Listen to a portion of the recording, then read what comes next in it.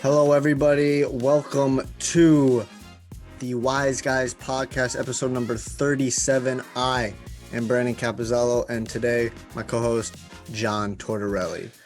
We're going to bring you a couple topics today. We're going to be previewing week 6, but before that, we're going to jump into John's a little hot take maybe about Mike Tomlin possibly being on the hot seat.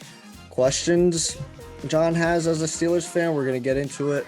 We're going to talk about the New York Giants taking on the Baltimore Ravens. Then we're going to jump into the Kansas City Chiefs versus the Buffalo Bills. How is that not a primetime game?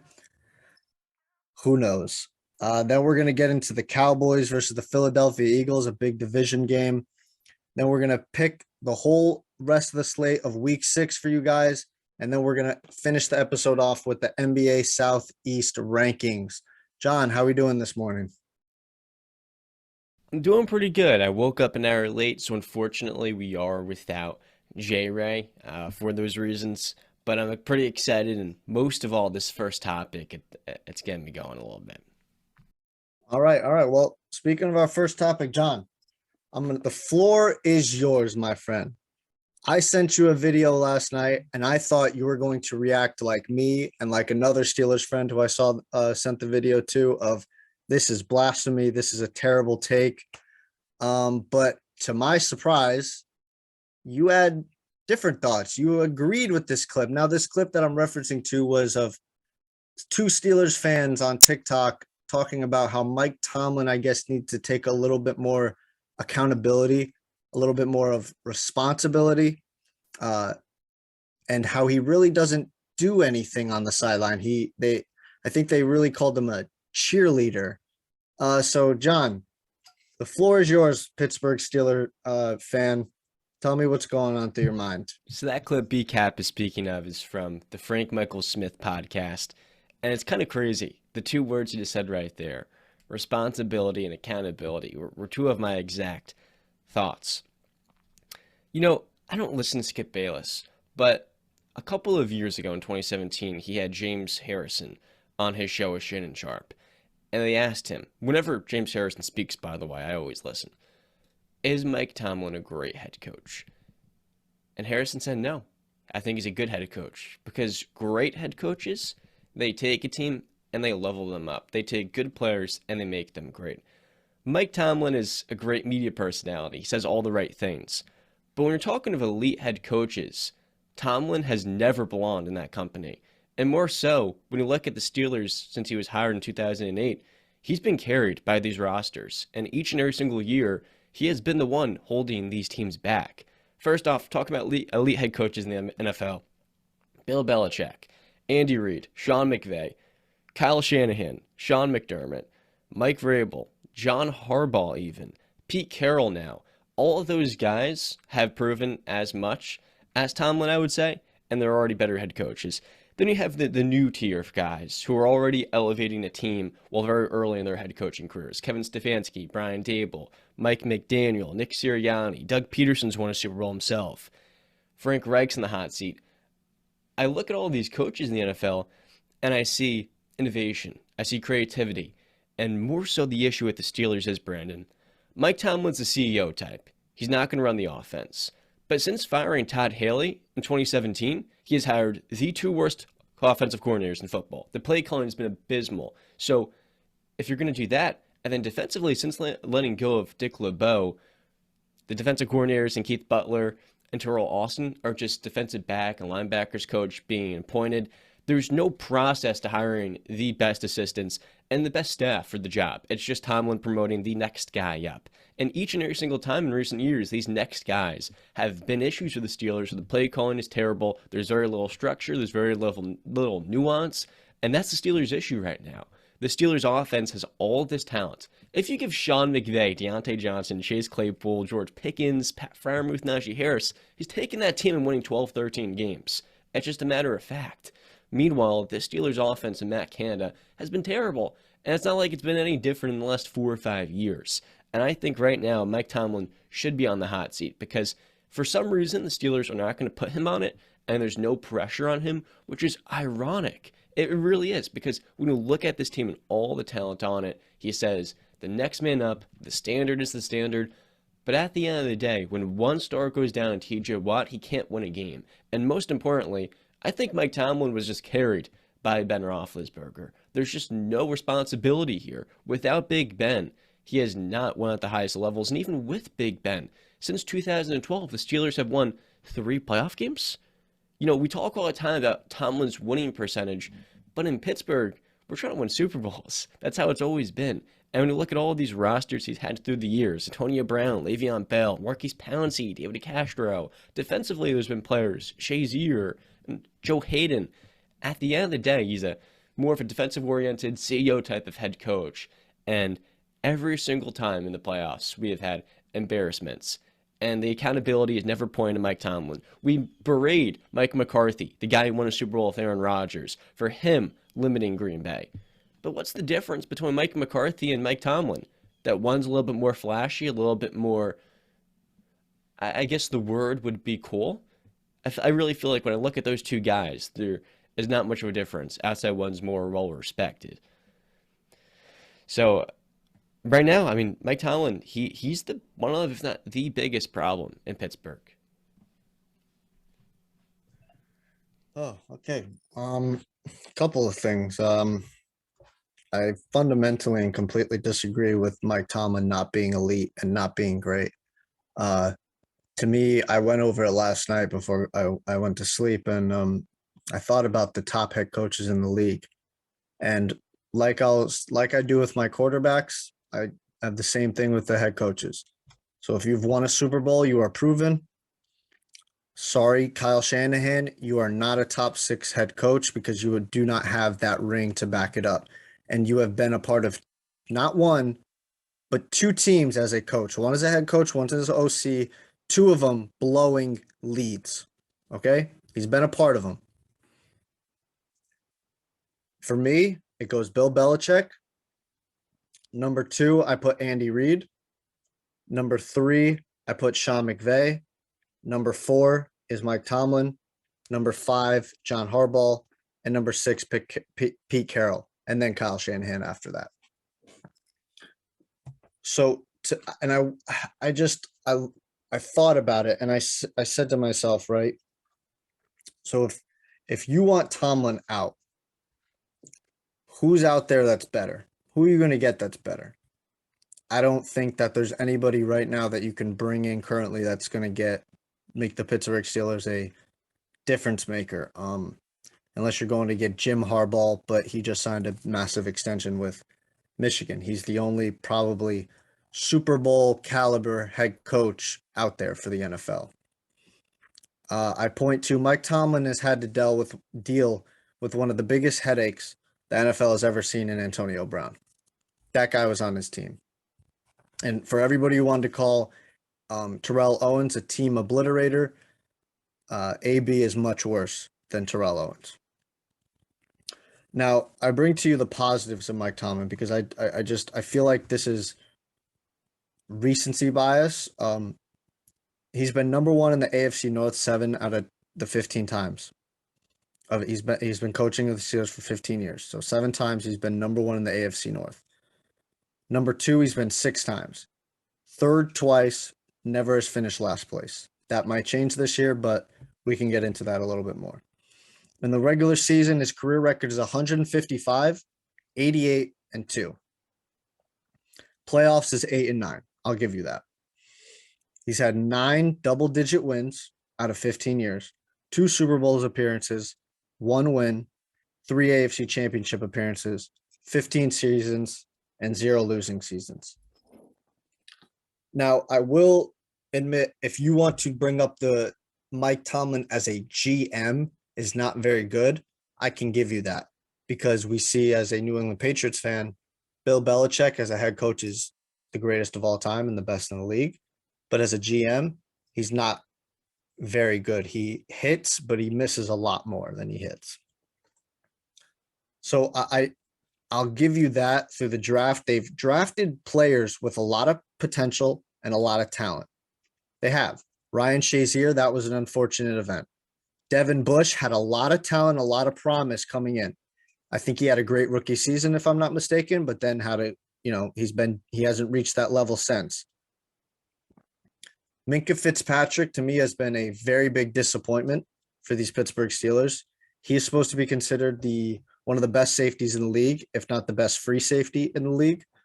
And I know I shouldn't compare him to Troy Polamalu because that's blasphemy, but when you put on a Pittsburgh Steelers uniform, you're an all-pro safety.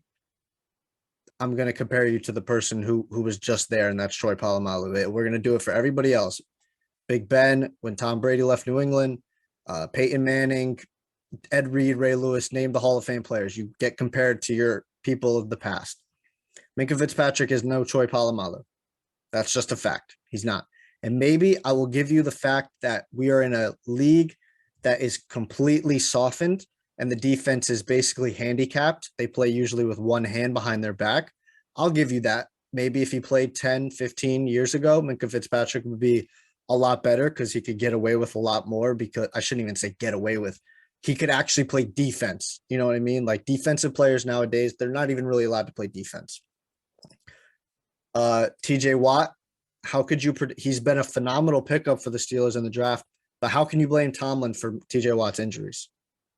Now you can blame Tomlin for not being able to fill a defense around TJ Watt to perform at a better level when he's out. I can give you that.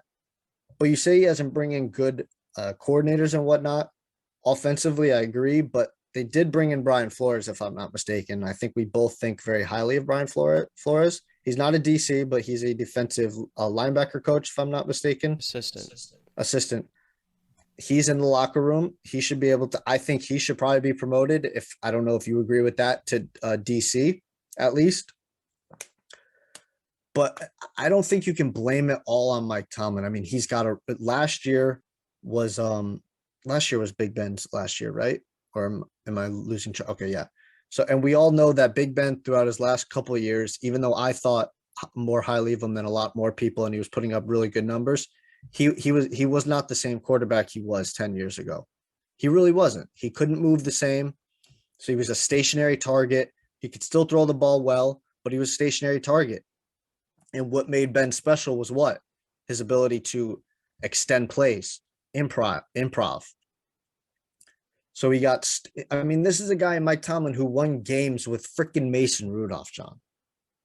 He's got Mitchell Trubisky He had now. 6 Pro Bowlers in that defense. Okay, I understand that, but okay, well, but you can't have it both. Both can be true. You know what I mean? Like he can have a great defense, but still have. Are we going to give Bill Belichick the credit this year? He has a third string rookie quarterback, but that defense is phenomenal, right? Or are we just going to take that away from Bill? There's a difference there. Bill developed that talent.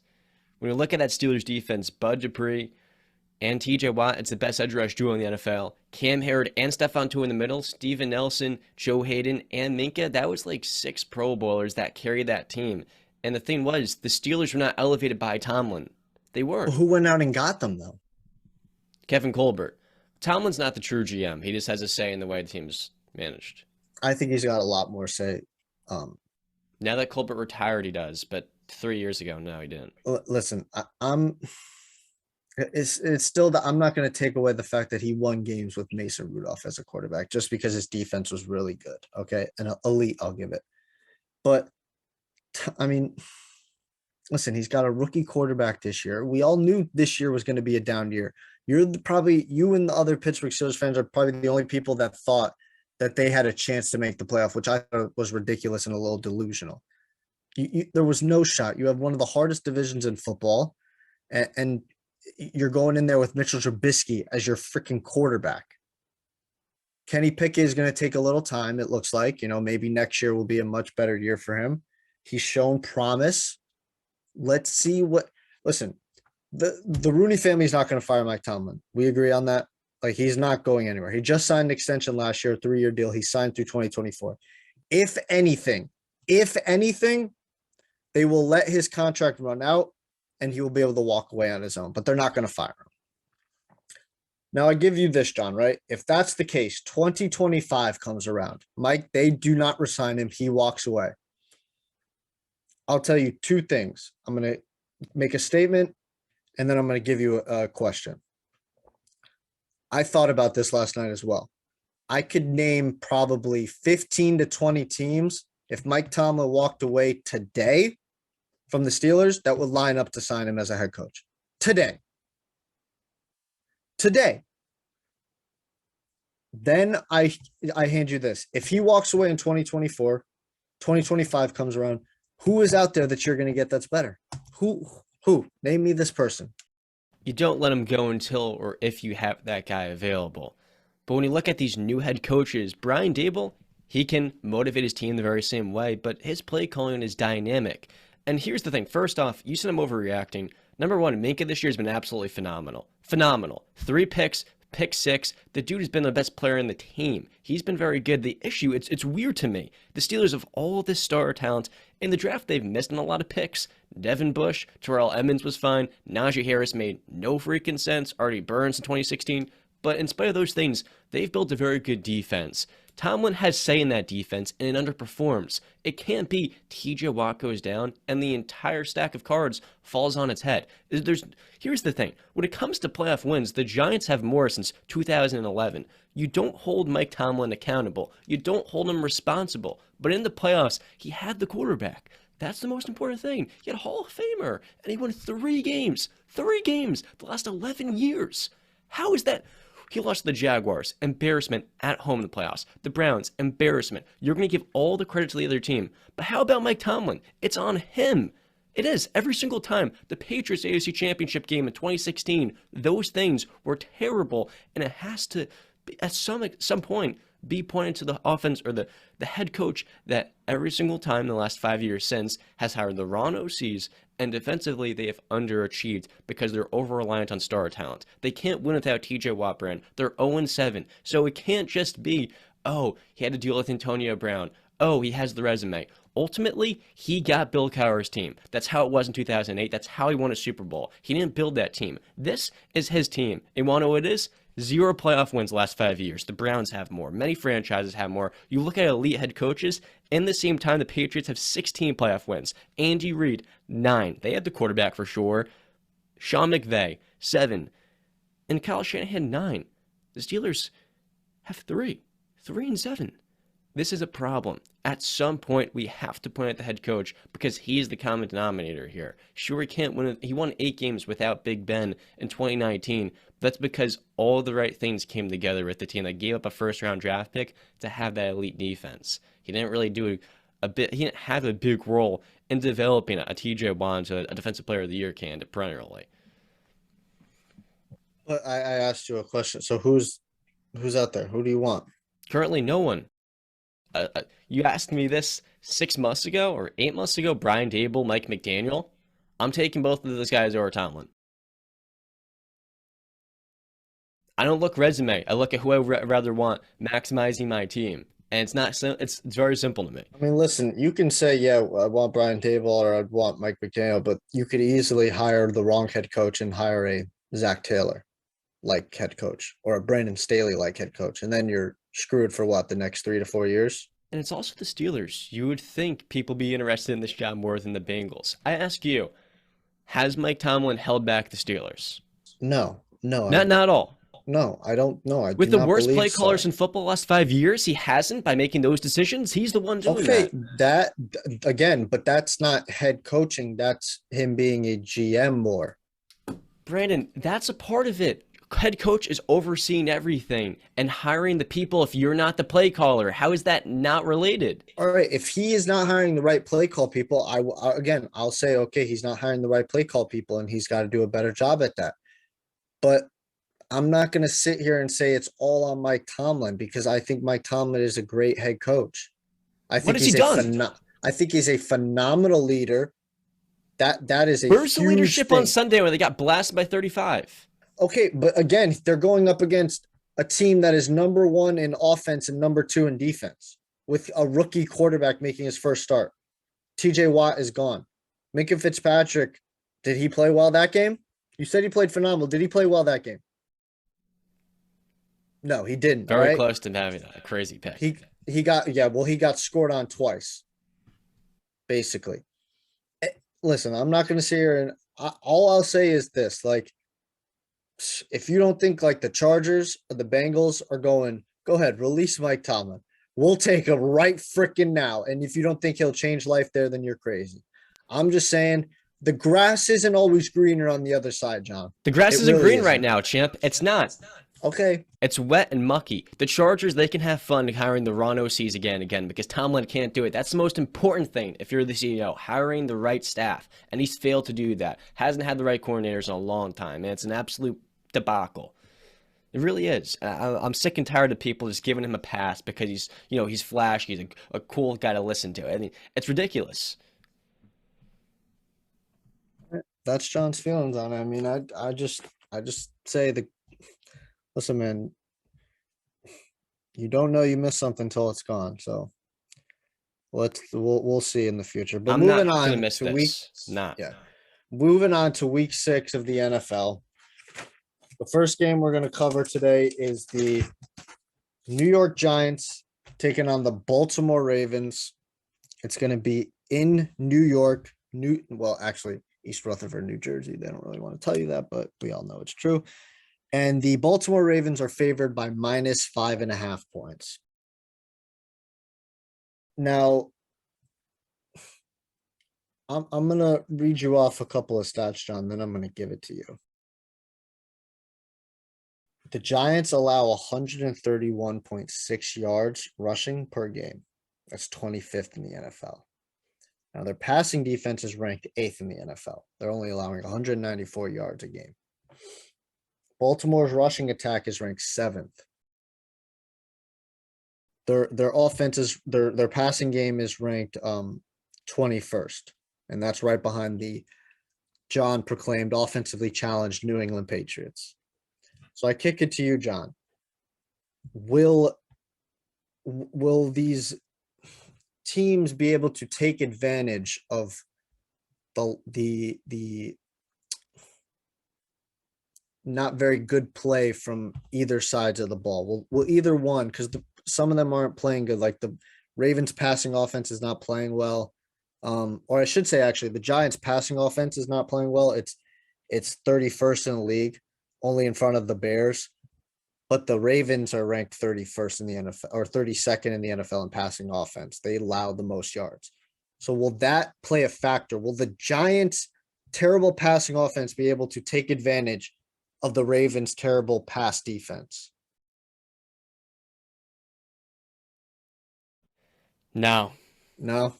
This game's a matter of quarterback. Lamar Jackson versus Daniel Jones. Last week we saw Aaron Rodgers lose, but I just felt the Giants outcoached the Packers. This week, John Harbaugh, he's done a fine job this year. He's had some criticism, but with the Ravens, they're getting healthy at a key time in the season. They're 3-2 coming off of a strong win, a close one at that, but still an impressive win against the Bengals on Monday night through turbulence. Lamar missed key throws that could have cost them the game. And I think for a guy that was the clear-cut top 2 guy for MVP 2 weeks ago, this is a get-right game for Lamar. The Giants' secondary this year has held up fine, but I don't think that stays. Rashad Bateman, we'll see if he plays. This Ravens offense is just too explosive, too dynamic, and the defense itself has way too much talent to not win this game. Yeah, I think Marlon Humphreys is definitely going to do a very well job against these not very high rated Giants receivers. The Giants passing defense, though, is ranked 8th in the NFL, which is very good. That's going to be an interesting matchup to see the Ravens pass offense versus the Giants pass defense. The Ravens, though, +5 in turnover differential. That's tied for second. So, they're even if they are turning the football over, they're getting the turnovers right back. The Giants, which is an interesting stat, they have 0 interceptions, but 6 fumble recoveries. So they haven't picked the ball off once this year. So I wonder if that changes on Sunday afternoon.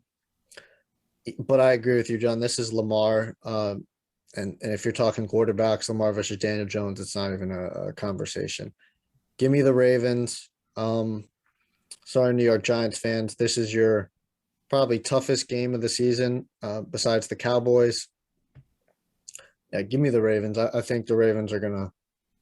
I mean, allowing 136, 31.6 yards rushing per game for the Giants. Lamar and J.K. Dobbins are gonna have a field day, in my opinion. And speaking of the injuries, Ronnie Stanley comes back last week against the Bengals and looked pretty good after missing a lot of time working his way in. Rashad Bateman missed last week's game. He'll be coming back. I think he should be back in the next couple of weeks. But also Marcus Williams on the IR. That's probably the biggest loss of that defense. Whereas Tyus Bowser and their newest draft pick and David Ajabo, he's actually from Michigan, where their new defensive coordinator coached last. They're now back to practice, and those are two edge rushers that really can add versatility and explosiveness that they've just lacked up front. Yeah. Oh yeah, I agree. I mean, the Marcus Williams loss is that's a key one.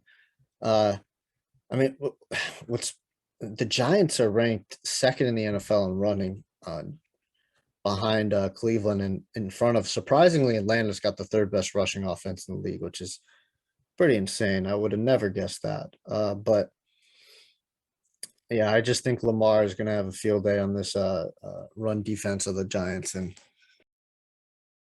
sorry, Giants fans. Sorry, JQ.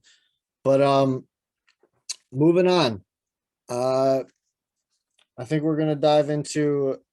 John is going to tell you guys a little bit about our sponsor over at BetStamp.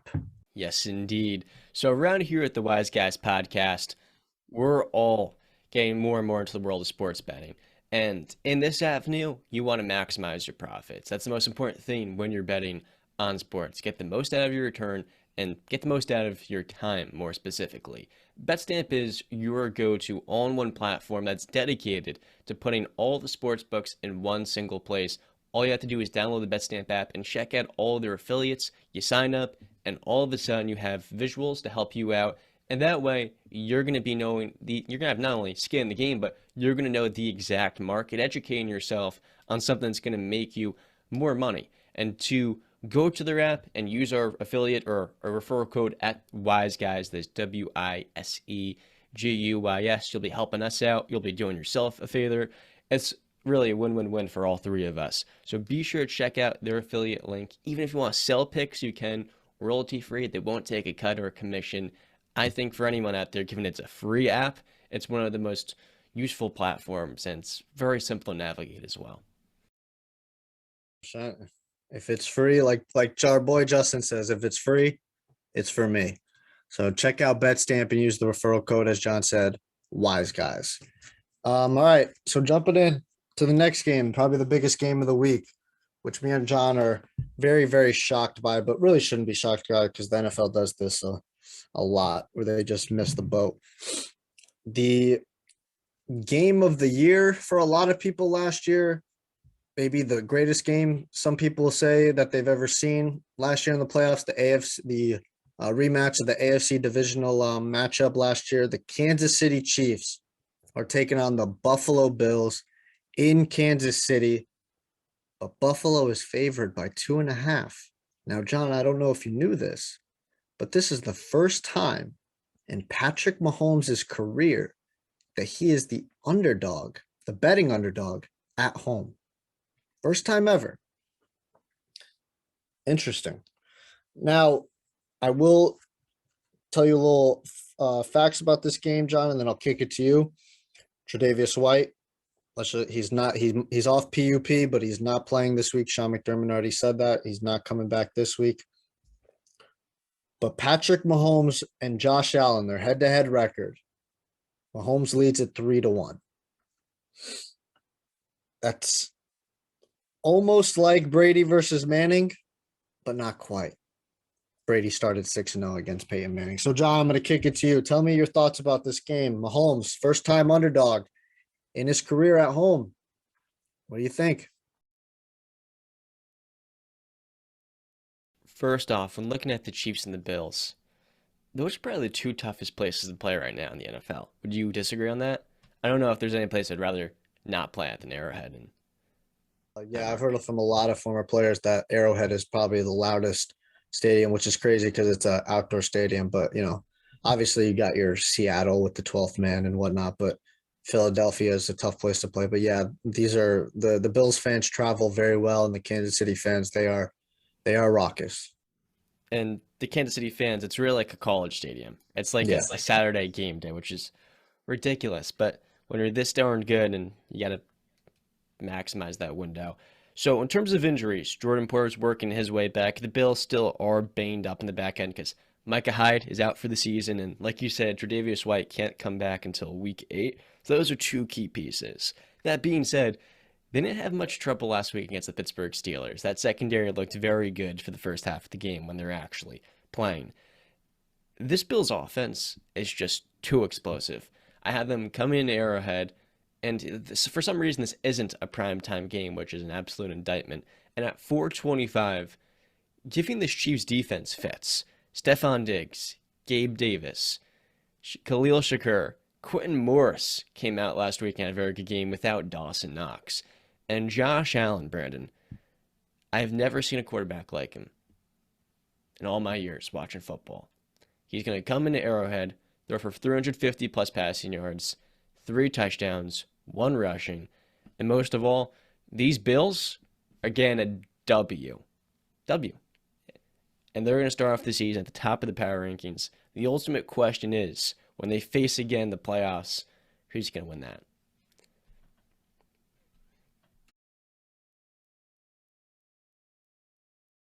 Let me give you a little insight to this game, right? The Buffalo Bills have the number one offense in the league. They're number one in passing. They're 14th in rushing. They also have the number 2 defense in the league, number 4 against the pass, and number 2 against the run. They're +2 in turnover differential. That's tied for 4th. Kansas City's offense is ranked 6th overall. They're 4th in passing, 24th in, 18th in the run. Their defense is number 14 overall.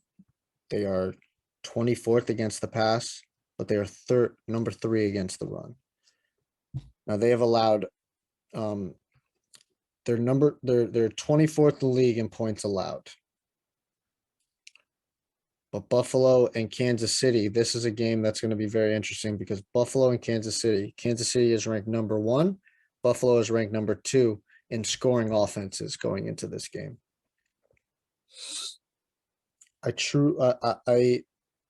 And I should say Buffalo's defense is tied for number 1 in the NFL in points allowed. They allow 12.2 points per game, tied with San Francisco.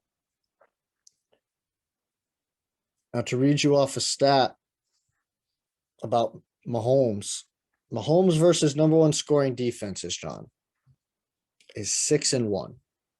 We just saw him against the number 1 scoring defense actually 2 weeks ago, because entering week 4, the Buccaneers were the number 1 scoring defense, and we saw what happened. In those games, the Chiefs offense, averaged 31 points per game. Mahomes averages 322.4 passing yards per game. He's got a 15-7 touchdown interception ratio and a 94.3 passer rating. I think this is going to be a very close game. And when you bring up the playoff game and you bring up Stephon Diggs coming off a big game, well, Stephon Diggs is going to have to do a lot better than what he did last time that these two teams face. Because I'm looking at his stats right now. Does he? Target, huh? I don't think he has to. All right, if you think okay, but I will just say he had 6 targets, 3 catches, and 7 yards last year. All right. Actually, in the playoffs, he didn't really perform well. He had 6 receptions for 67 yards and no touchdowns in the playoffs last year. I think this is going to be a close game, and we all know how I feel, and we all know the history of Josh Allen in close games, right? In 1-score games, Josh Allen is now 1-7. Whip-de-doo, he won 1 game against the Baltimore Ravens this year. If you're a Josh Allen fan, I would not use that as a argument to say he can do it now, because you're still spewing off 1-7. Congratulations, you won 1. You still lost 7 other. And I won't get into those games yet. Maybe I'll save that for another time when Justin's here because I know he specifically asked for those games, and I have the games in front of me, and I have some Josh Allen stats and stuff that he did wrong. But I'm gonna wait for Justin to be back on the show to read those off. I'm gonna take Patrick Mahomes. I don't think the Bills' W's have really been against good competition, minus the Rams opening kickoff. And again, I always say week 1 is the biggest wild card of the year. And we see how the Rams offensive line has just been completely garbage for the whole year. Minus against bad competition, they've been solid. But beating the Steelers, congratulations. Beating the Titans, okay. And then beating the Ravens, Josh Allen didn't really look that impressive in that game. It wasn't a very impressive win. Yeah, I think the Chiefs have they beat the LA Chargers. I know Herbert got injured that game, but JC Jackson was coming back that game. I think Bosa was healthy, if I'm not mistaken, still. Keenan Allen was out, but Mike Williams balled out. A lot of people picked the Chargers to win that game. They've beaten the Bucks, who are my Super Bowl prediction team this year. And they beat the Raiders, who are possibly the best 1-4 team of all time. Possibly. Yeah, I'm gonna take Mahomes. He's 3-1 against Allen. So give me Mahomes in Kansas City. Look at his numbers against number 1 scoring defenses. It's a close game. I think the Bills are going to fumble the bag like they usually do. You're making me sick with this. Yes, the Bills beat the Bills beat the Rams, the Steelers, and the Titans. You want to know what the margin was in those 3 games total? 85 points. So on average, they beat those 3 teams by nearly 30. Mm-hmm. How is that not impressive to beat the defending Super Bowl champs by 21 in their home stadium? Well, if I'm not mistaken, John, before the season, you said the Rams aren't even going to win a playoff game this year. Yeah. After week 1, you said they're done. And then you do that 2 more times. When you look at this matchup, it's Steelers and the Titans. Oh, no, but you said the defending Super Bowl champions. The Steelers, again, not that impressive. You wash Tennessee by 34. You consider Tennessee, we all agreed. I think you were the only one that was a little bit hesitant, not predicting the downfall of the Titans. I'm not high on the Titans this year. I've never really been high on Ryan Tannehill. Again, not super impressive of a win for me. They're playing winning football, the Titans.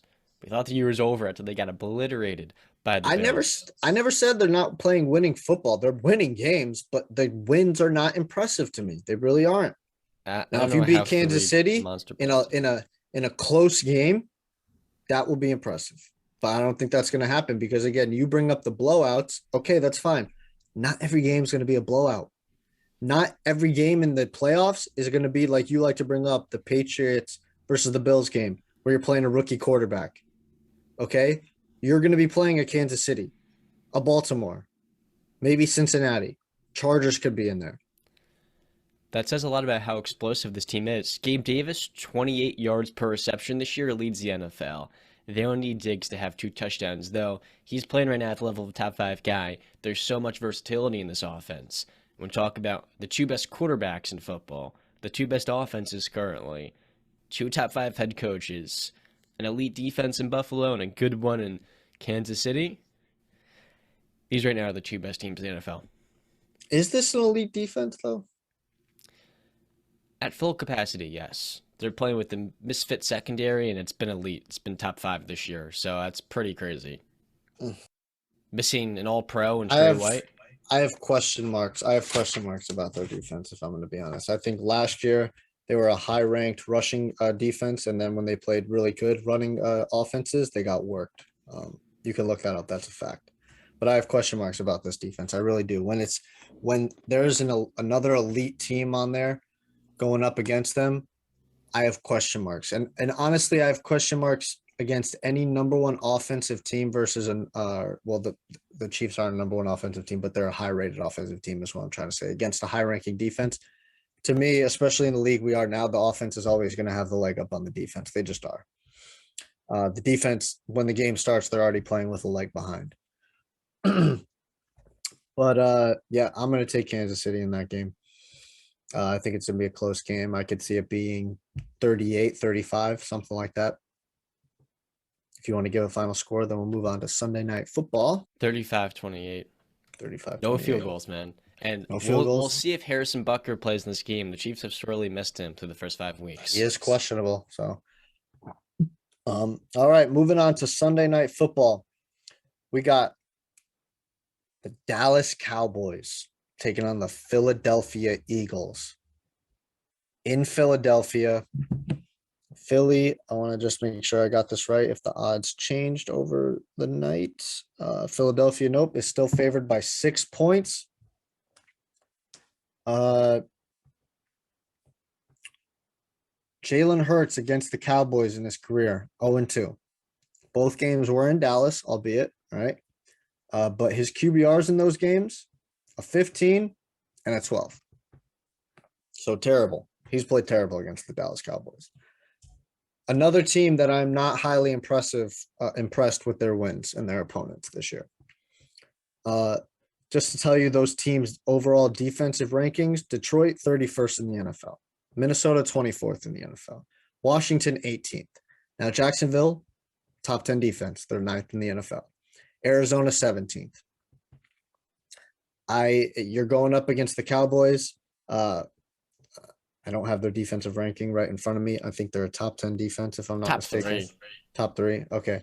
But this game is just, for me, the Cowboys with the backup quarterback, they've had a more impressive run of things.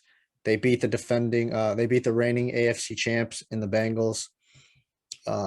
They beat the surprise team of the year, the New York Football Giants, and the Giants' only loss is to Dallas.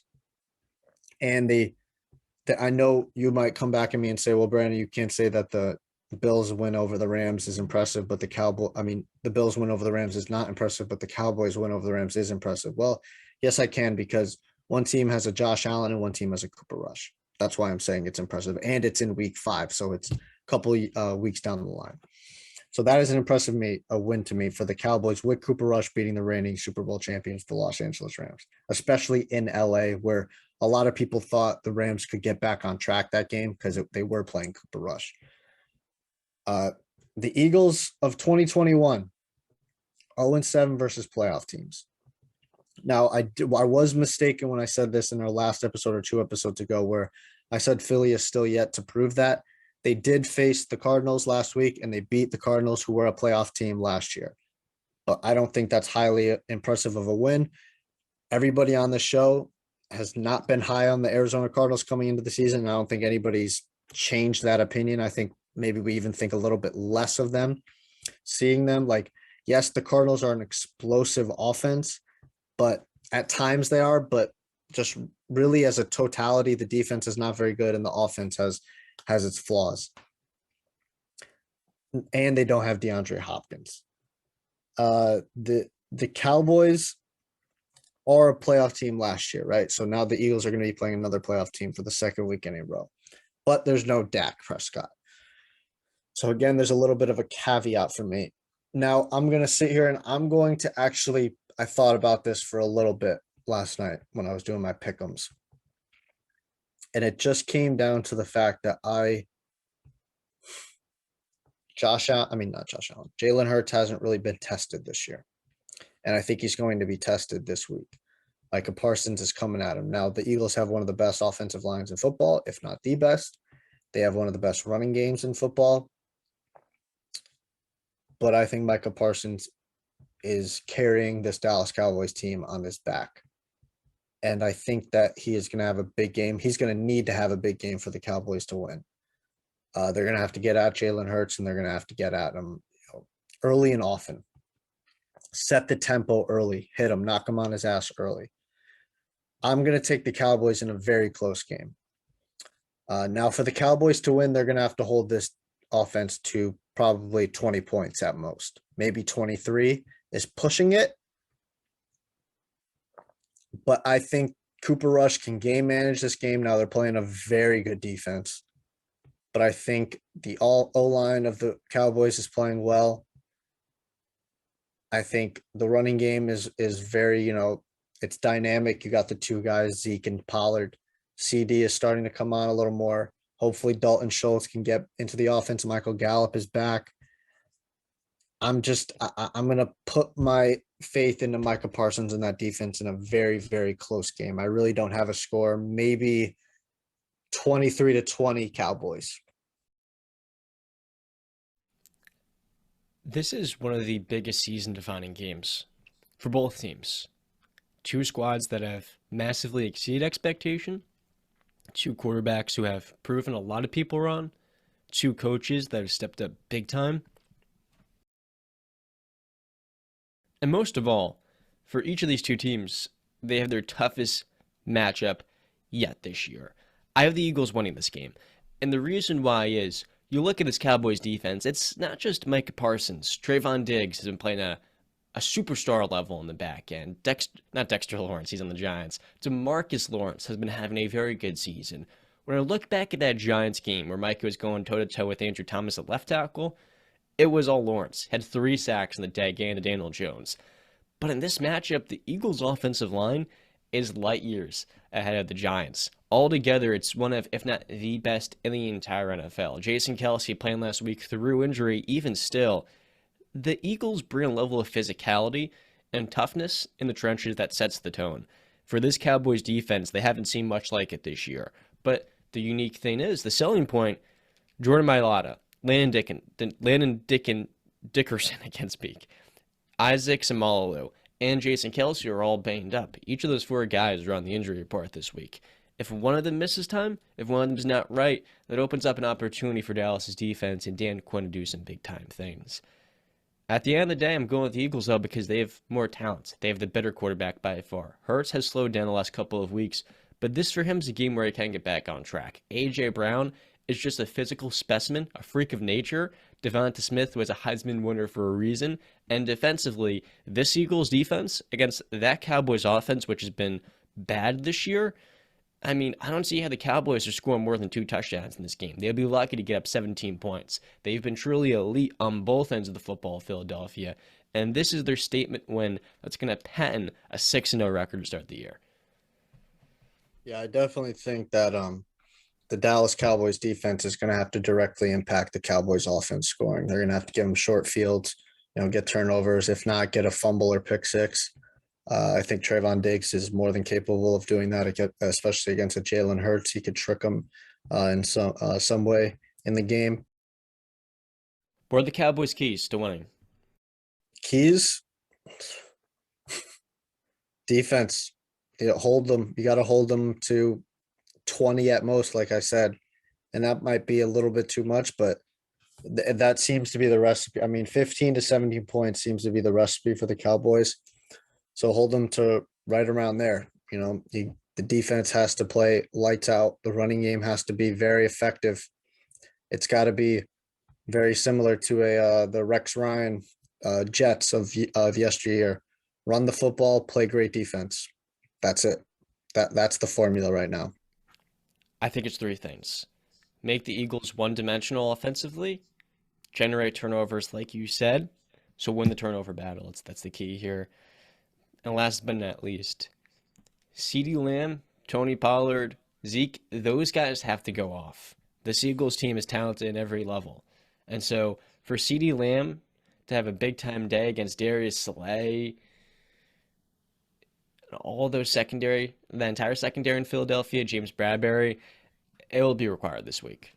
Yeah. All right. So moving on to week 6 pick'em.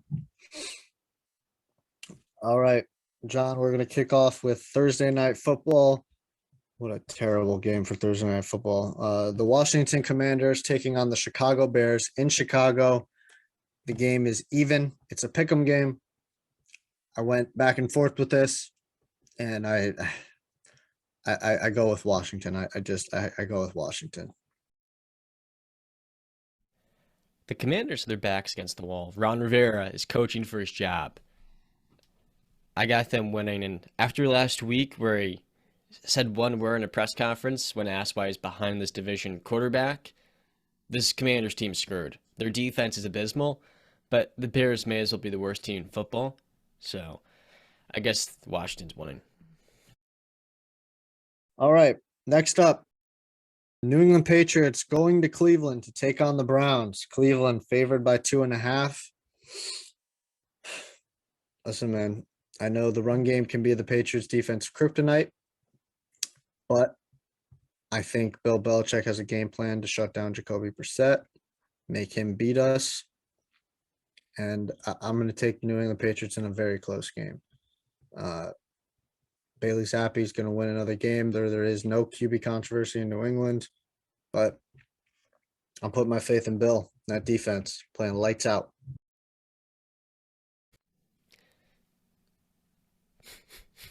Cleveland has too much talent, my friend. Myles Garrett's getting acclimated after missing the game against the Falcons 2 weeks ago. And the Patriots offense, while they've had good moments against the Lions, who were depleted or injury ravaged, this Browns team has too much talent for the Patriots to compete.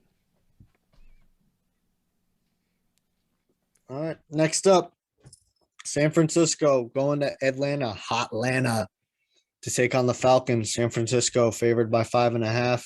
Give me San Francisco. There's really no question or debate in that. Well, I wouldn't go that far because the Falcons against the Rams and the Buccaneers have made two games that weren't close, very close at the end. They've been nail biters. And if it weren't for that roughing the passer on Tom Brady, I think Marcus Mariota would have had a chance to. Yeah, but they wouldn't. I don't think so. He had a chance. But yeah, man, give me Jimmy G. Next up, we got the Jets, the New York Jets, taking on the Green Bay Packers in Green Bay, Wisconsin. Packers coming off a terrible loss. Two bad performances in a row, to be honest with you. Green Bay is still favored by 7.5, so Vegas is still saying we put our trust in Aaron Rodgers. And you know what? I'm going to agree with Vegas. I'm going to put my trust in Aaron Rodgers. I don't think he's going to lose back-to-back games. I'm not on this Jets bandwagon that everybody is. I think that they are better than what they were before, but I don't think that they are the team that everybody's hyping them up to be. So give me Green Bay, give me the Packers. I think their defense gets back on track and has a big day this week. I would put some respect on this Jets team. They have a better defense right now than the Packers.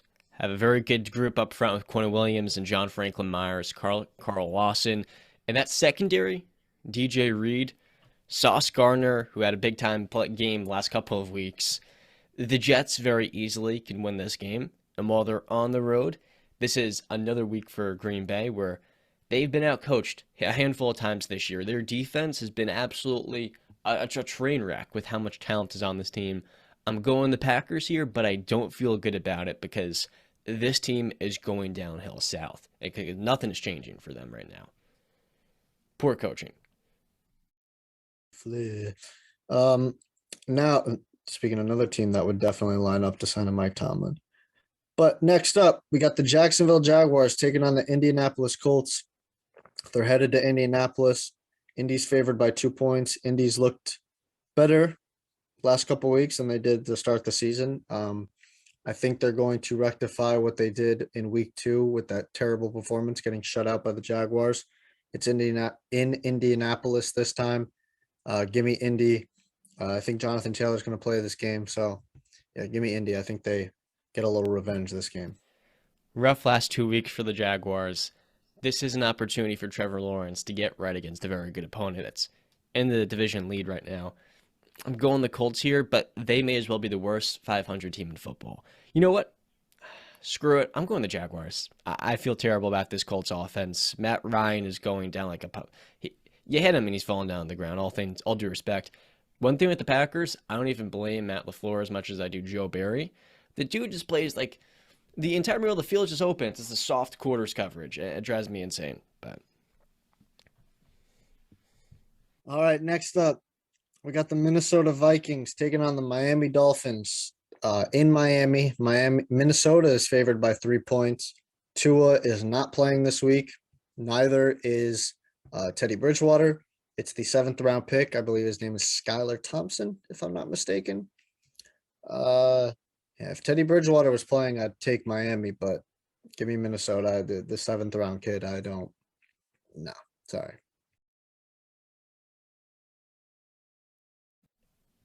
This is a pretty tough way to make your first NFL start. And the Vikings this year had been very good in non-primetime games. Kirk Cousins relatively looks comfortable, but we know what Kirk Cousins is. It drives me insane. Last week, he has a very good game, then throws a pretty rough pick. It's just the consistency with Kirk. But this Dolphins team right now is far from 100%. I think it's going to take them another week to get back above 500. So, a tough way for the Dolphins to lose 3 straight games, but I have the Vikings pinching this one out 24-21. Yep. All right, next up, we got the Cincinnati Bengals headed to the Superdome to take on the New Orleans Saints. Cincinnati is favored by 1.5. Jameis is still not playing, I believe. Give me Cincinnati. They gotta get. I mean, they gotta get it together, man. They really do. And honestly, it's very disappointing this year. But give me Cincinnati. Michael Thomas still did not practice with his foot injury. Jarvis Landry and ankle as well. Those 2 guys can miss this game. And keep in mind, Chris Olave has a concussion. So this Saints offense, which we all expected to be above average this year, it's been solid. Jameis is back to practice, limited participant. Honestly, if I'm the Saints, I'm rolling with Andy Dalton at this point now. He's just been a better, more consistent guy under center. And for a team that's not well coached, Dennis Allen's been pretty poor this year, one of the worst coaches in football. I want the veteran who's going to just manage the game and run the offense properly and not put us behind. So, like, I got the Bengals winning this one. The Saints, they better get ready for a top 5 pick. I wonder who could have predicted that Sean Payton's leaving would heavily impact this team. Nobody wanted to listen to me before the season, but it's okay. All right, we covered the Giants and Ravens. Next up, oh Johnny boy, we got the Tampa Bay Buccaneers taking on them Pittsburgh Steelers in Pittsburgh. Tampa's favored by 8 points. Is it really even a question? Tom Brady likes to beat up on those Pittsburgh Steelers. Give me Tom Brady and the Tampa Bay Buccaneers by a lot. They definitely cover the 8 points. It is insane. The Steelers are home, and it's only 8. I mean, it should be 14, like it was last week against the Bills. This Steelers team is depleted. Deontay Johnson's been playing poorly recently, but Ahkello Witherspoon did not practice the hamstring. Levi Wallace and Pat Freiermuth both have concussions. They're in protocol. Terrell Emmons, he should be back from his concussion.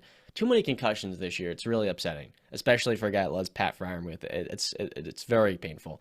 And Minkah Fitzpatrick's working his way back from a knee injury. So is their backup tight end that's now starting in Zach Gentry. All things considered, this Buccaneers team right now is a borderline elite unit, and this is going to get ugly probably. Good luck to Kenny Pickett in his first home start, but Bucks. All right. Next up, we got another game that's probably going to be a blowout. We got the Carolina Panthers with a new head coach in Steve Wilks and a new starting quarterback in PJ Walker, taking on the Los Angeles Rams in LA in SoFi Stadium. The Rams are favored by 10 points. I think the Rams are going to beat up on the Panthers. I think they're going to take out a lot of their aggression this year on the Panthers. I think Aaron Donald's going to have a big game. Jalen might have a pick or 2. Who are the Rams beat up on? I think Matt Stafford's going to have a big game with Cooper Kupp. Hopefully the O-line doesn't give it, even though I will give it, the Panthers defense is very good. It is a very good unit.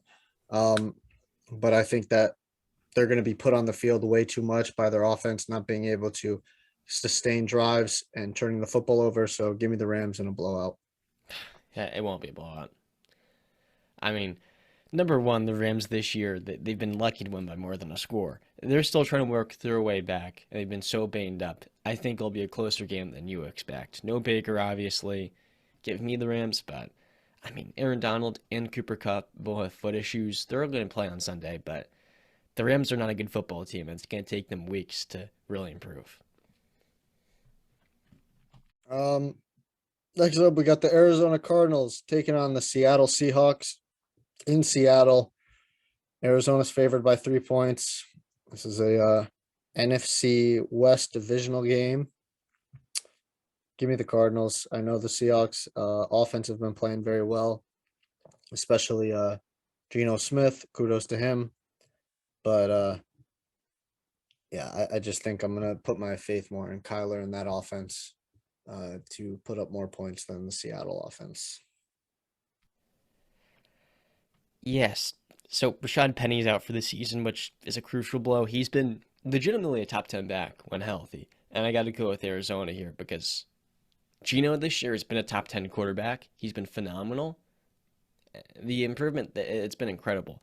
But I have to lean in the Cardinals' favor because I don't see it quite sustain itself for the Seahawks offense. But look out for Kenneth Walker, the rookie back at Michigan State. If you don't have him in fantasy, I don't know what you're doing in your league, but that dude's going to have a crazy year. All right, we covered Bills Chiefs. We covered Sunday Night Football. So to end off the Week 6 slate, Monday Night Football, the Denver Broncos taking on the Los Angeles Chargers in LA. The Chargers are favored by -4.5. Give me the Chargers. This game is honestly should be a lot bigger. Should have a lot more at stake, but it doesn't. Both teams have been disappointing. Yeah, give me the Chargers. I feel like this should be like a mainstay game that a lot of people are talking about, but it's just not because of how disappointing both teams have been. And the Chargers partially coaching, but largely it's the Chargers' luck. Slater, Bosa, Keenan Allen's working his way back. This is going to probably be a disappointing game, just like these teams have been this season. I wouldn't bet on this game. I would not put any money close to it because we don't know what Russell Wilson's going to look like coming off of that shoulder procedure. Give me the Chargers. I don't know. I don't really have much insight because these teams are so unpredictable. And Justin Herbert's been much better this year. Russell Wilson's been well below average. So I have to tilt that direction. All right, so that ends our NFL Week 6 pick'ems. And talking about the NFL for this week, now we're going to move on to the NBA. The season is right around the corner. Next Tuesday is the opening. What do they call it? The opening tip-off, I guess, right? Of the NBA season. What's the first game, John? It's Golden State versus the Grizzlies. Grizzlies? Okay. So we are going to be ranking the NBA Southeast Division today. John, I'm going to kick it to you first. I think we're going to actually have both different number one teams. Maybe our top three teams are going to be in different orders because I think mine is in a little bit of a surprising order. So I'm going to hear who's your number one team entering this season for the Southeast Division?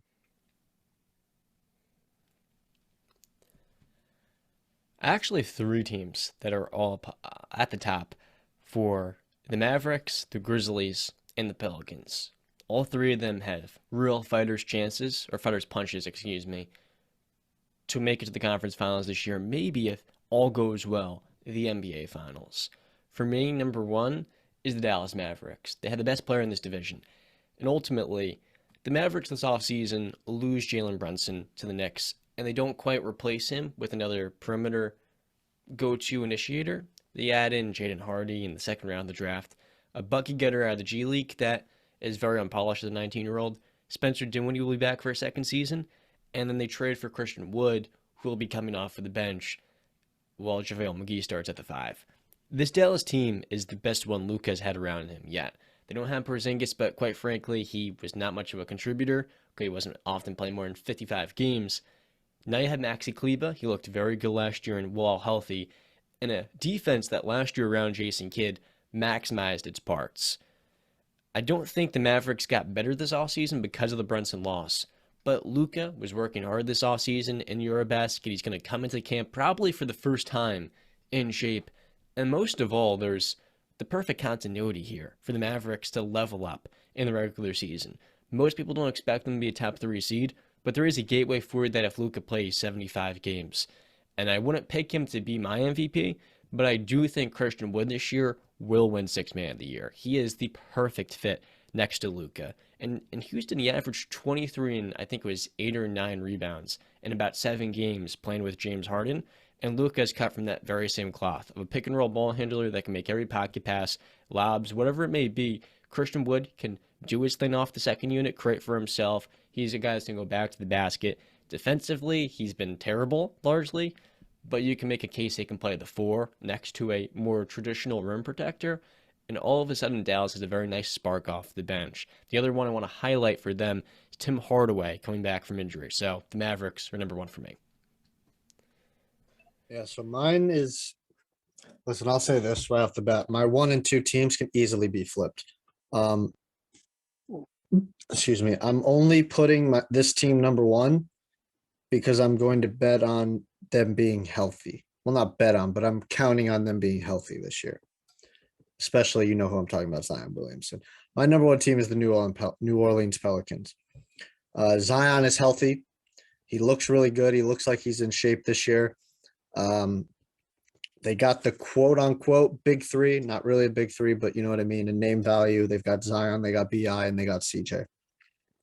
You still got Big V, Jonas Valanciunas at center, who last year was a where the hell is my numbers? A 17 and 11 guy on 55% shooting from the field, 36 from 3, and 78% from the free throw line. That's very good.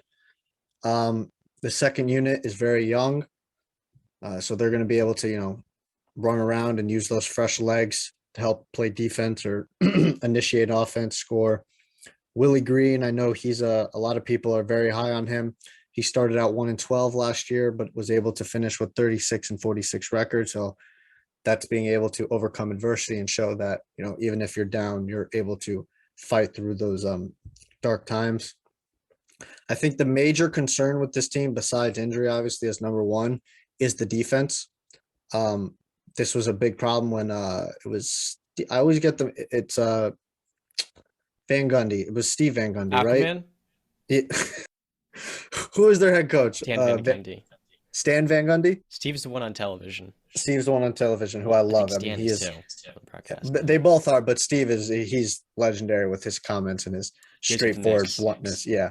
But Stan Van Gundy, I remember watching some of their games. I think they made it to the playoffs, if I'm not mistaken. That was the bubble year, I think. I just remember the commentators talking about this team can score with anybody. Like that's not the problem. Their scoring is not the problem. They can't stop anybody. And when you can't stop nobody, well, guess what? If you start stringing a couple of, possessions together that aren't scoring and you're getting scored on consistently on the other end, you're going to lose probably 9 times out of 10. So that's what's got to fix is Zion has to buy in defensively. BI has to buy in defensively. CJ's obviously not a defender, but you got Valanciunas, who is a 7-footer. He can rim protect, not an elite level, but, at least he's a 7-footer. He can be there. They've got some guys. John may be able to highlight that a little bit more than me, but I'm going to pick the Pelicans as my number 1 team going in. I think it's a very good pick. Pelican fans, it is time to get really excited. Last year, this team started, I reckon, 3-16, and they made the playoffs. Now, in the bubble, they did miss out, and at large, that was because Zion played barely 20 games. He came into the NBA, and what speaks volumes about Zion was that he was immediately an All-NBA player, almost. He was averaging 20-something on, a minutes restriction, and his first step, athleticism, strength, and flair to score around the rim in a way we have almost never seen. Like Shaq, he didn't even score in the way Zion does because Zion's 6'7". It's what makes him a true generational talent. And the biggest thing for the Pelicans this offseason, maybe the most important move, was getting Zion on that extension. I think we should have known, but people, much like Donovan Mitchell, wanted Zion out of New Orleans. And it wasn't fair to Zion with all he was going through. Now he's in the right mental place. And much like the Joel Embiid extension, if he misses time, it's not fully guaranteed. So I thought for David Griffin, a guy who the last couple of years, his first few in New Orleans were god-awful, he has done almost everything right over the last year. You talked about their defense. And the reason this team reminds me of the Chicago Bulls last year is because 4 of their starters are just bad defenders. Zion defensively, it was somewhat effort, but also he doesn't move quite well enough laterally to guard on the perimeter. He's a tweener.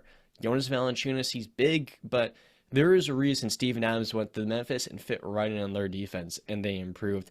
Not a very good defender. CJ McCollum is a very good shot blocker, especially in transition, but just lacks size. He's going to take more of a playmaking role for this team. He is the true starting point guard in this lineup that can knock down shots off the dribble.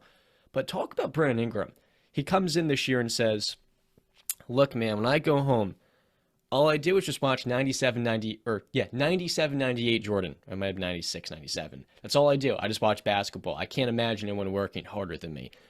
Brandon Ingram last year led this team to the playoffs without Zion. He was a guy that in the playoffs was the best player in a playoff series, looked phenomenal, was making three-point shots, was unstoppable in isolation, where he struggled a little bit last year, and most of all was a leader for this team. Now you add in Zion. And better yet, defensively, you have Herbert Jones going his second season. And in the draft, this team goes out at the 8th overall pick and selects Dyson Daniels out of the G League. Brandon, I'm telling you, he can be an all-defensive player. He's like 6'6", has a nonstop motor, a competitive fire that is so rare. And the biggest question with him was shooting. Well, he has the best shooting coach in the NBA to work with. A guy that has fixed Lonzo Ball's jump shot, who, believe it or not, Dyson Daniels was being compared to. The nuance thing is, while Lonzo was injury prone, this team didn't want to bring him back. Dyson Daniels is younger, and he brings some energy off this team's bench, along with Grand Theft Alvarado in the backcourt as well. Defensively, they have a lot of pieces here to be excited about. So a question is, so Zion's playing the 4. Is Ingram playing the 2 or is he playing the 3? I would say Herbert Jones and Zion are the forwards. So Zion, you're asking? Well, no, so Herbert Oh. Jones is going to play the 3 then? Yeah, he showed some shooting, but it was like 2 attempts a game. So he Yeah. has a lot of work to do. Okay. Well, I think mostly they're going to be putting him in there in like that kind of Tony Allen role where he's like, his main goal and main mindset is I'm going to defend the best player on the team, the opposing team. And he gets out very well in transition. This team, Zion's not going to get a lot of defensive rebounds, and Jonas Valanciunas, he's not going to beat teams in a foot race. Yeah. But with Dyson, with CJ, and with what's his face, Herbert Jones, those guys can all start a fast break on their own. So my number 2 team is the Dallas Mavericks. Like I said, the number 1 and 2 teams can easily be flipped. I think a Luka-led team is going to be great. One thing I don't know what it is, but my feeling is, I mean, John says they've gotten better and this is the best team Luka's played with, but I don't know.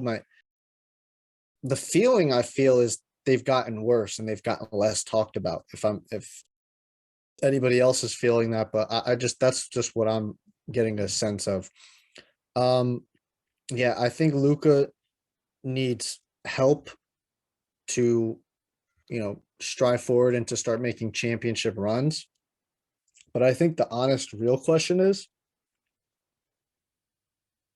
will Luka let his help? Because you brought up Porzingis and he was not healthy, and I agree with that. But even when he was, if I'm not mistaken, I think he was averaging like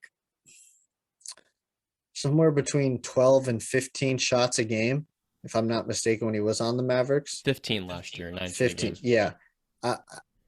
What was it before? 19 a game last year.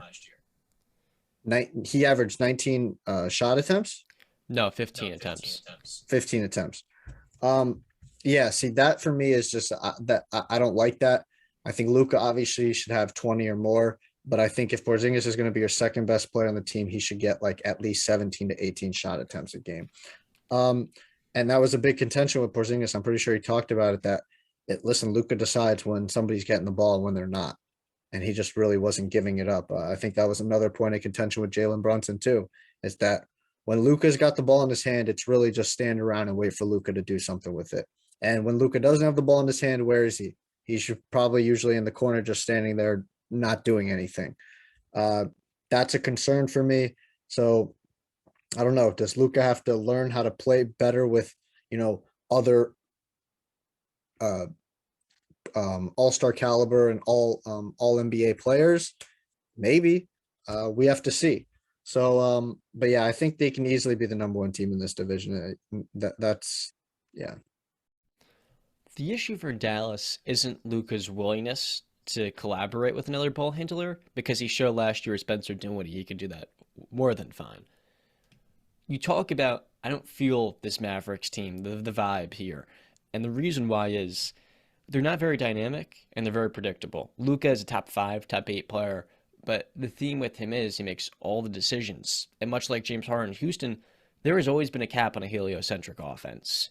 When you don't have multiple guys who can attack from different angles, it makes the job of opposing defenses easier. Now, I said this team didn't get better, but they are the best version of the Mavs at this current point with Luka, because when you have a talent of this caliber, you're shooing for 45 wins. That's how good Luka is. But Jason Kidd last year did a phenomenal job maximizing their personnel. Now, the question is, can this group stay healthy? Because they don't have much depth.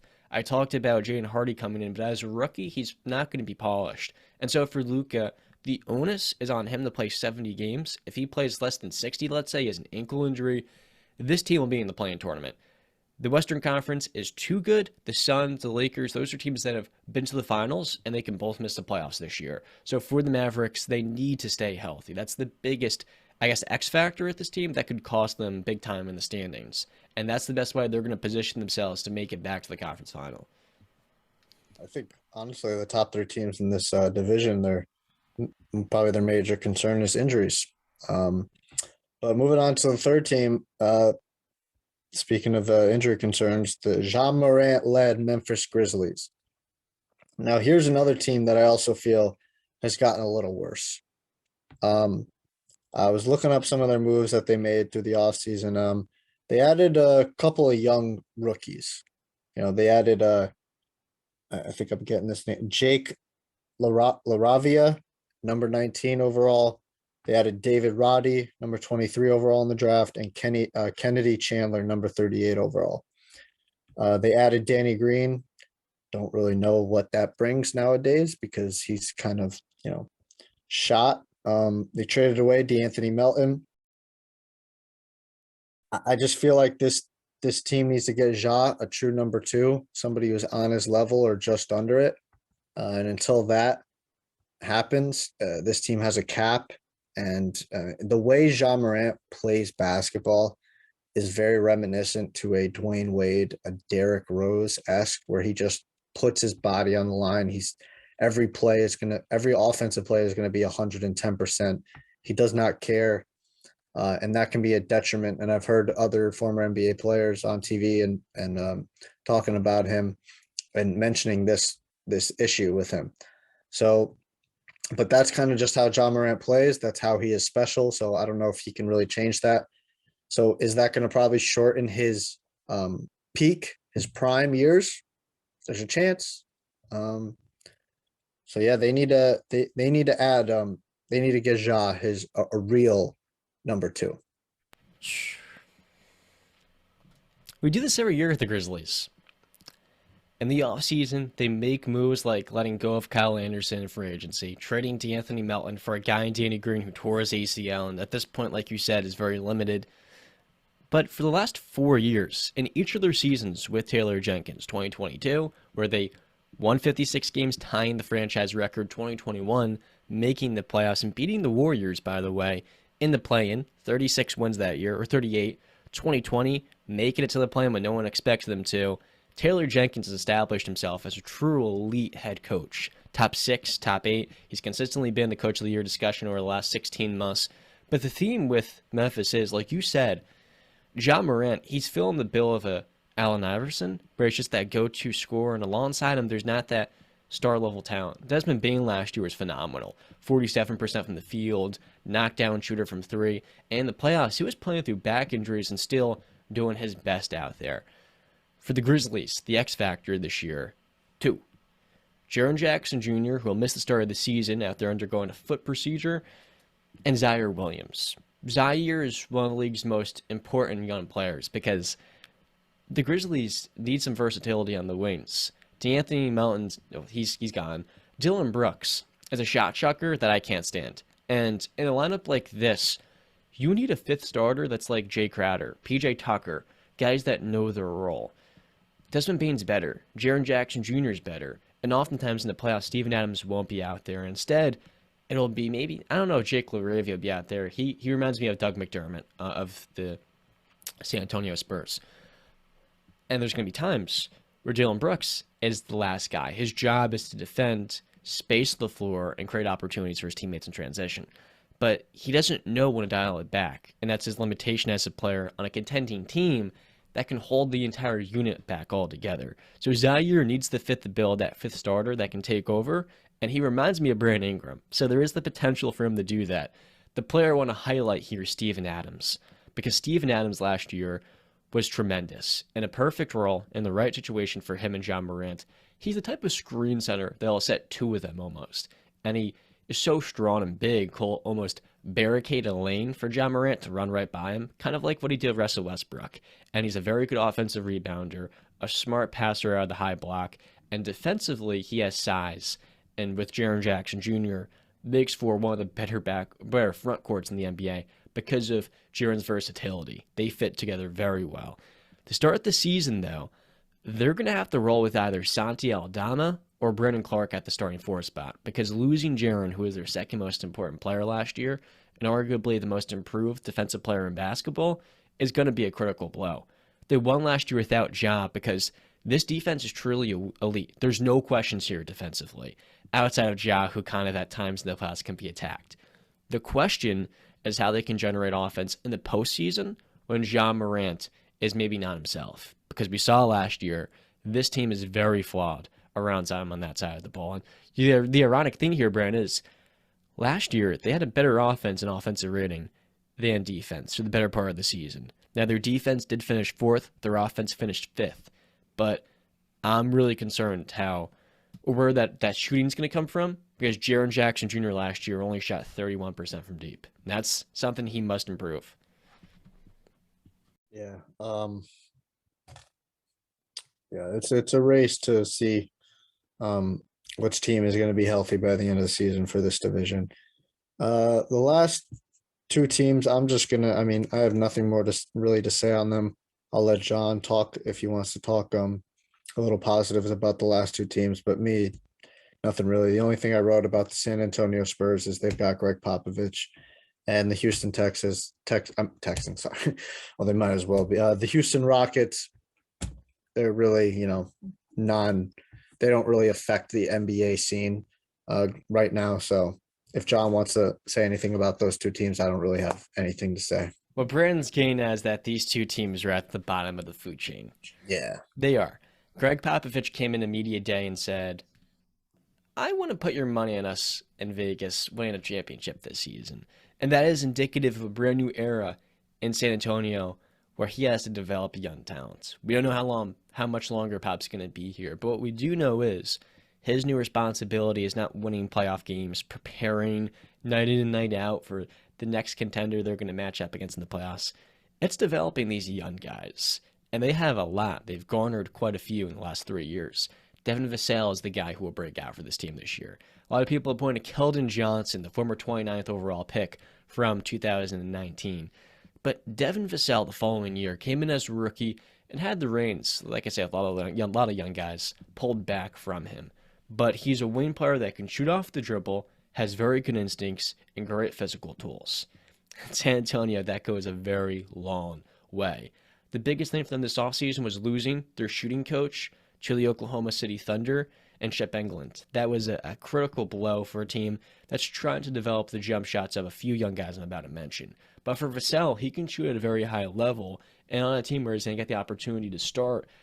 DeJounte Murray gets traded this offseason to the Atlanta Hawks for 3 first-round draft picks, and they clear a ton of salary cap, and most importantly, they give a lot of opportunity to these young guys. Between Keldon Johnson and Devin Vassell, Vassell is the go-to ball handler in isolation that can create his own shot, and I think this year has a chance to win Most Improved Player in year 3, because he's going to put up 17, 18 points per game on good splits, and defensively fills out very nicely for this team. At point guard, Trey Jones will come in. He's Tyus Jones' younger brother. Very similar player, won't turn over the ball, will run your offense, it can make shots. And then off the bench, you have Josh Primo, the former lottery pick from last year, and the newest guy in here, Jeremy Shohan out of Baylor. For Jeremy, he needs a jump shot big time. And that's where I think losing their shooting coach will be a negative influence. I mean, he really missed out. If he came a year or two sooner and he had Chip Engelland, who reworked Kawhi, Keldon Johnson's jumpers, and even that DeJounte Murray to a point as a mid-range guy, it would have done wonders for his development. So I'm a little bit concerned there. Talking about the Rockets for a few moments. A lot of people don't know this, Brandon. Do you remember the Russell Westbrook trade? So how do I say this? The Rockets are building something nice. They have a young superstar, I would say, in Jalen Green. That has the opportunity or the potential to lead the league in a couple of years in points per game. He's electric. He can shoot off the dribble, and he knows how to use his athleticism to get to the rim and finish over and through defenders. They also don't have their first-round pick in 2024. So this is the last year for them to rebuild before they owe Oklahoma City a top 4 protected pick. And it's pretty apparent, much like it was in 2021, this team has hamstringed themselves in that avenue.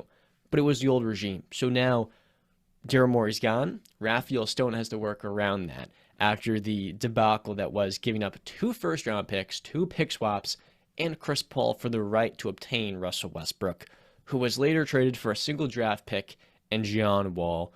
Wall, by the way, the team bought out. So really, you guided yourself pretty bad with that trade. One of, if not the worst trade of the last decade.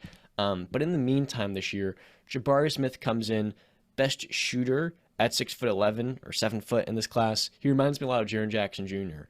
And with him, Jalen Green, and Alperen Şengün, who is a throwback big that can pass and really has good footwork around the rim, this team should be a lot of fun.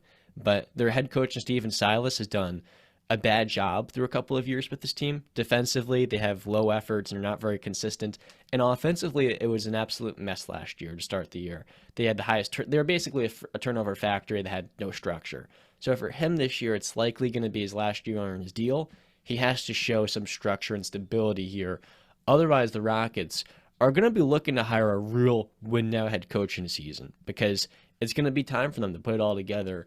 Ultimately, for them and the San Antonio Spurs, the selling point is they're going after Victor Wembanyama, as are 6 other teams in the Victor sweepstakes. So, best of luck to those 2 squads. May the odds be ever in your favor. All right, but that ends and wraps up our NBA talk. That wraps up episode number 37, John, unless you have anything you'd like to say. The Warriors play the Lakers opening night, not the Grizzlies. So that's the Christmas game. Well, the Grizzlies game is the Christmas game. Okay. Yeah. For me, I just want to say, mention a fun little stat that'll be coming up. Bill Belichick needs 2 more wins to surpass George Halas in combined regular season and postseason wins. Halas has 324. Belichick has 323. So history will probably be made this year. And to end it off, I'm not going to be watching Thursday Night Football tonight. I don't think they deserve my viewership because of the game that they're putting on. I'm going to the movies to watch Halloween Ends, one of my favorite franchises in movie history, the Halloween franchise. Can't wait. I've loved this new trilogy. This is the end of it, or quote unquote the end. You know, Hollywood always likes to suck things dry for more money, but I'm excited. I'm going to have a great ass time. Anybody watching football tonight, you know, my prayers are with you. But yeah, that wraps it up for me. So that wraps up episode number 37 of the Wise Guys podcast. Don't forget to like, subscribe, comment, share the video, tell your friends and family members about us. Follow us on our socials. The links will be in the description. And download the BetStamp app. And download the BetStamp app and use the code WISEGUYS. But I have been Brandon Capizzello. That was John Tortorelli. And as Justin always says, we got 2 words for you. Stay classy.